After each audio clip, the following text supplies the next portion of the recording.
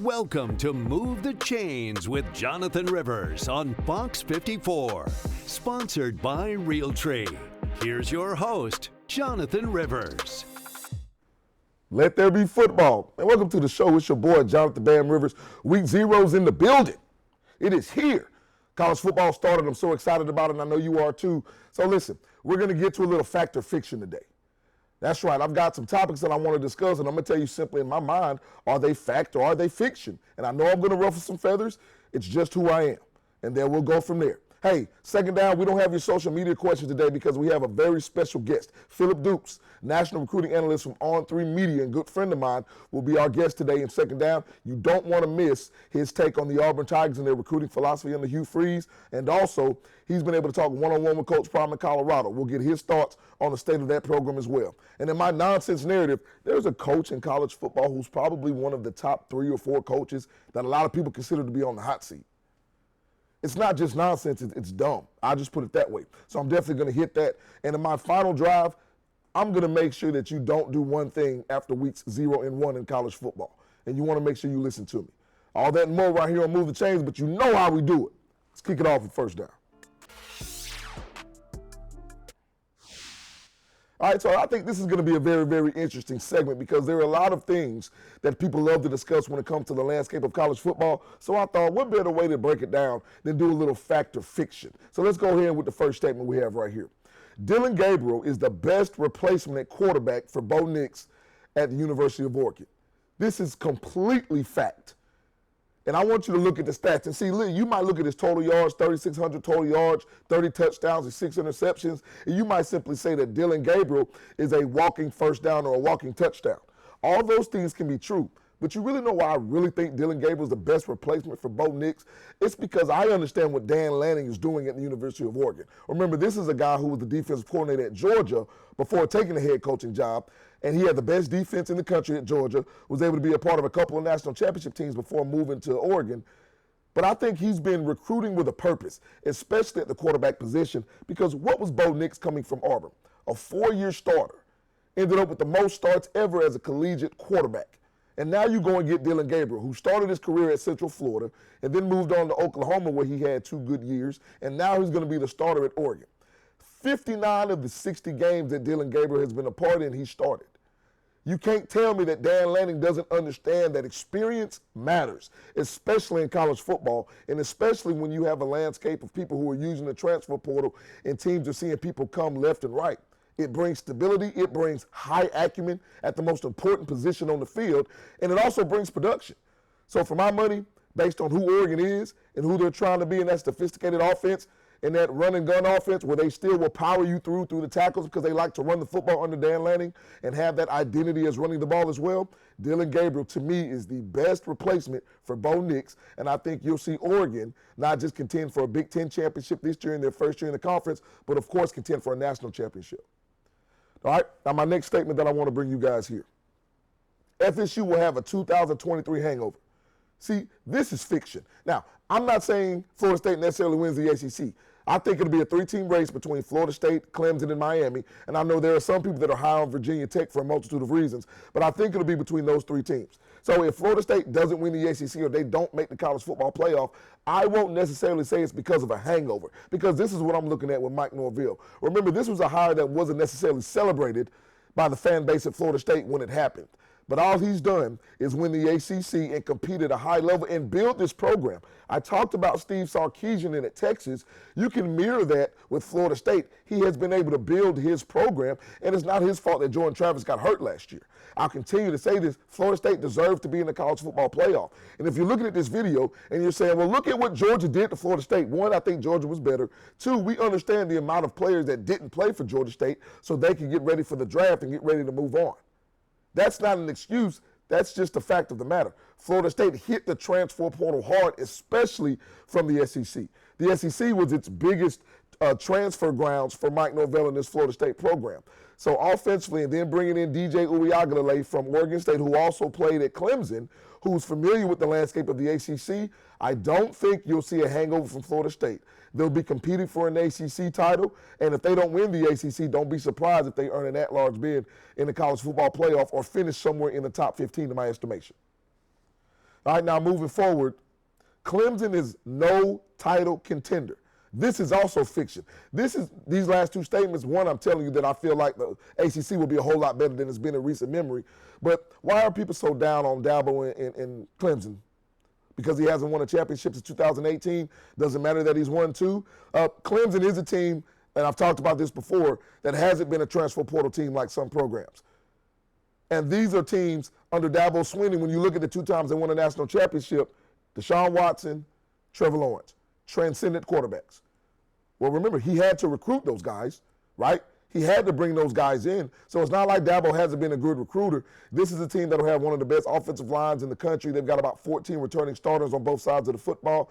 And I just think Dabo has something to prove. And I know that sounds clichéic, but I understand that Dabo is who he is and he's unapologetic about it. So whether it works or it doesn't work, it's been his free will that have put Clemson in the place to where they've been. So don't sleep on Dabo just because he hasn't won a national title in the past 4 or 5 seasons. I think they're good enough to compete this year, and you'll find that out. And lastly, Colorado going to a bowl would mean success. It absolutely would. Let me tell you something. When you won one game 2 years ago and then you win 4 games last year, that is success. I know a lot of people may pay more attention to the hype around Colorado than the actual success on the field, because if Colorado would have started slowly last year and won 4 of their last 5 games, I think the narrative would be completely different around Colorado. But because they started fast, people thought they were supposed to win 9 or 10 games last year. After they started the first 3 games 3-0, their schedule was backloaded. They had Oregon, they had Oregon State, they had Washington State, they had USC, and all of those teams were ranked in the top 25. And we know that Colorado wasn't ready up front. Coach Prime said as much. He said, if you're going to get me, you better get me now. So when it comes to the Buffaloes, if they win 6 games this year and make it to a bowl game, that will be a huge improvement for a program that was in the doldrums of college football just years ago. All right, we're going to go ahead to break. When we come back, it's Phillip Dukes, national recruiting analyst, as a guest right here on Move the Chains, and you don't want to miss it. We'll be back with more right after this. And we'll go back into the show. And like I said, I'm very excited of our special guest today, and I'm going to bring him on in a little bit. But as always, I want to take this time to thank my Lord and Savior, Jesus Christ, for having the opportunity to be the host of Move the Chains. I also want to thank you, the fans.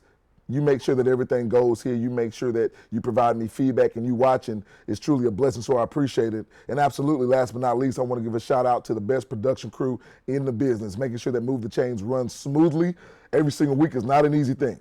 So I want to give a shout out to the best production crew in the business. All right, but you know how we do it. It's time for Second Down.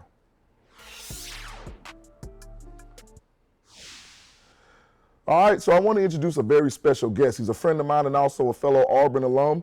He is a national recruiting analyst for On3, and he's Phillip Dukes. Phillip, welcome to the show, my boy. How you doing this morning? Man, I'm great, man. Blessed and highly favored, man. Thanks for having me. Absolutely. First, just let me say, man, congratulations on all your success. Like I said, we were in college together. We grew up in college together and did a lot of things, and I'm just very proud of the lane that you've actually taken and the success that you've had. So I know it's going to take off, man. So I very much appreciate you taking the time to be on Move the Chains this morning.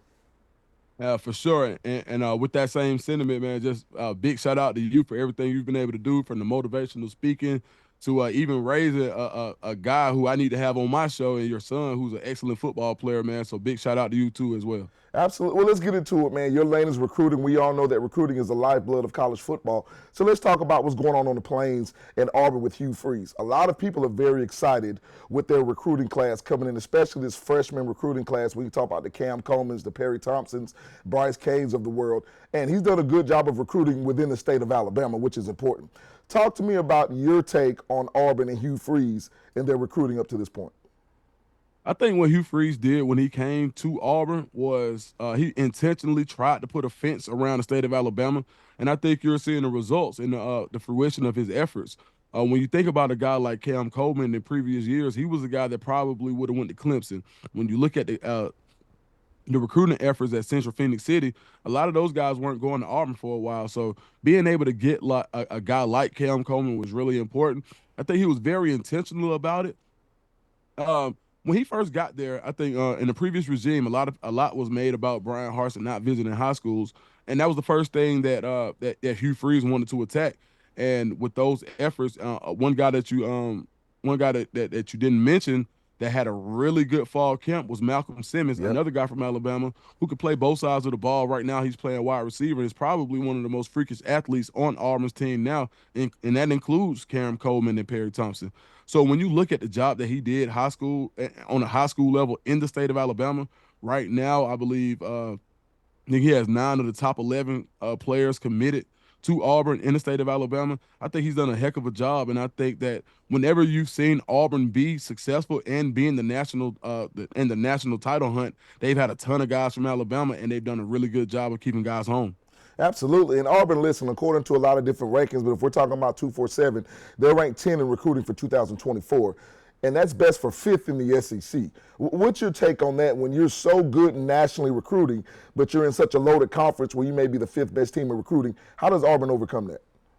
I think you got to still be in that top 5 in the conference to have an opportunity. And then at that point, then you start to let the mystique of the SEC work its magic. When you think about the 2013-2014 season where you have the Miracle in Jordan Hare, then you have Kick Six, there are certain things that are going to supersede what recruiting rankings just by being in the SEC. The magic of Jordan Hare Saturday night at nighttime. Those are the type of things that that as long as you recruit among the top guys in the SEC, then you'll have a chance to let that magic take over. All right, Phillip, well, let's shift to the Big 12. You got Colorado and Coach Prime, and I understand that you're somebody who's interviewed Coach Prime individually and had some time to talk to him. A lot of people put a lot of expectations on Colorado, and I don't think that's something Coach Prime minds. But I would just like to remind everybody that this is a program being built, and he's done that even in his first season. Just talk about some of the expectations and some of the things that you think have kind of rubbed Coach Prime the wrong way when it comes to people and how they view Colorado moving forward. I think a lot of people have trouble separating Coach Prime from Deion Sanders. I think the way that he played could rub a lot of people the wrong way. Some of the things that he said in the media, the way he carries himself. He's a guy who's really tapped into hip hop culture, and we saw that as early in the early '90s when he had MC Hammer on the sideline with the Falcons. So did videos, he rapped, he did a lot of the things that the average guy, the football traditionalist would not like. And there is no more bigger tradition in the country than college football. When you think, even in comparison to baseball, which is America's game, I think college football has kind of overtaken that mantle. And so when you have traditionalists and purists who say, hey, I'm a guy who subscribes to the school of Bobby Dodd, I subscribe to the school of Vince Dooley, guys in that form, Deion doesn't match that. And I think a lot of the things that I think a lot of the media angst against Coach Prime has been because he's something that's new. It hasn't been done this way before. And I think he brings a certain celebrity that is not fair for the Colorado program because of who the coach is. Now, with that being said, he's a guy that welcomes it. Right. And he's never been a guy to back down from a challenge. So I think now with the way that he's building that roster, a lot of people say, well, you got to build a high school.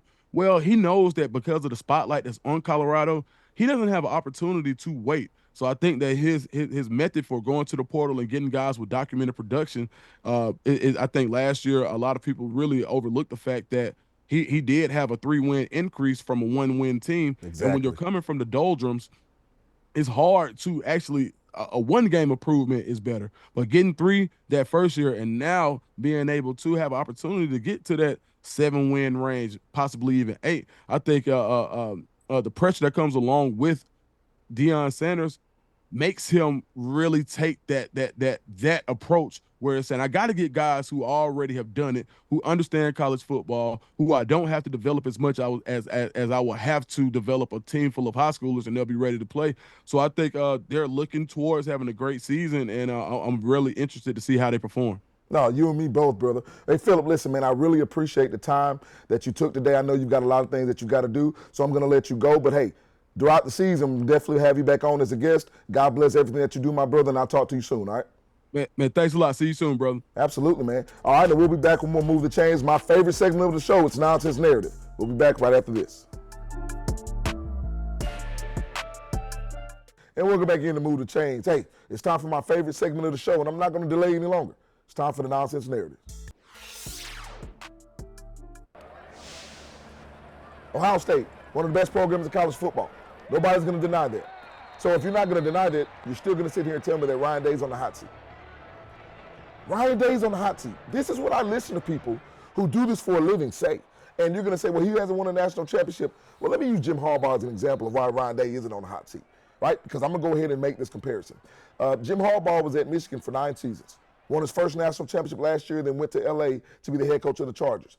Do you know that he had a losing record against Ohio State in his tenure in Michigan? Yeah, he was 3-5. Before last year, when he won the national semifinal and the national championship, the Jim Harbaugh was 1-6 in bowl games. He's now 3-6. So a losing record against Ohio State, a losing record in bowl games, but a national championship. Like Scripture says that love covers a multitude of sins. When it comes to football, so does championships. But Ryan Day, this will be his 6th season at Ohio State. He's won the Big Ten a couple of times. He's got a 56-8 record. This man has been to the college football playoff. So now I also want to remind you of this. There are only 3 active coaches that have won a national championship to date. 3. Kirby Smart, Dabo Swinney, and Mack Brown. And Mack Brown won his 20 years ago. Everything's about timing. Do you remember how Jim Harbaugh had a hard time beating Urban Meyer? Urban Meyer left, Michigan took off. You can see the exact same thing for Ohio State, and it's not as if they have that far to go. They've already brought in top-tier recruiting through the transfer portal with guys like Quinshon Judkins and Caleb Downs from the SEC. They've done a great job recruiting through high school, and they brought in Will Howard to be their quarterback from Kansas State. Ryan Day and Ohio State, I've said this before, are in prime position to win their first national title under Coach Day. He is not on the hot seat because if you're going to replace a coach like Ryan Day, one, you're going to have to tell me whom you're going to put in his place to do better. There aren't many coaches that are doing as well as Ryan Day is. If you're Ohio State, it's definitely not time to give up on Ryan Day. It's time to double down because of the way things have changed with no more Saban, no more Harbaugh, and he's a good coach who recruits at a high level. All right, that's my nonsense narrative. When we get back from the break, it'll be the final segment of the show, which means it'll be the final drive. Back with the last segment right after this. And welcome back in. It's the final segment of the show, so you know what that means. It's time for the final drive. Look, I know you're going to want to overreact. After week 0 and week 1, there are going to be upsets in college football. It happens every year. Just pump your brakes. Calm down and let things play out. The worst thing you can do is overreact to a team winning or losing early in the season. There are going to be opportunities to build programs throughout the season, and the expanded college football playoff will see a team who you didn't think make it be there at the end. All right, don't forget, you can't only catch us right here on the Sports Leader WXTX Fox 54, but you can also catch Move the Chains on YouTube. The channel is at @move_the_chain. Subscribe, like, post a comment. Anything you need to make this show better is greatly appreciated. All right, for the best production crew in the business, it's your boy Jonathan Bam Rivers, and until next time I Move the Chains, God bless.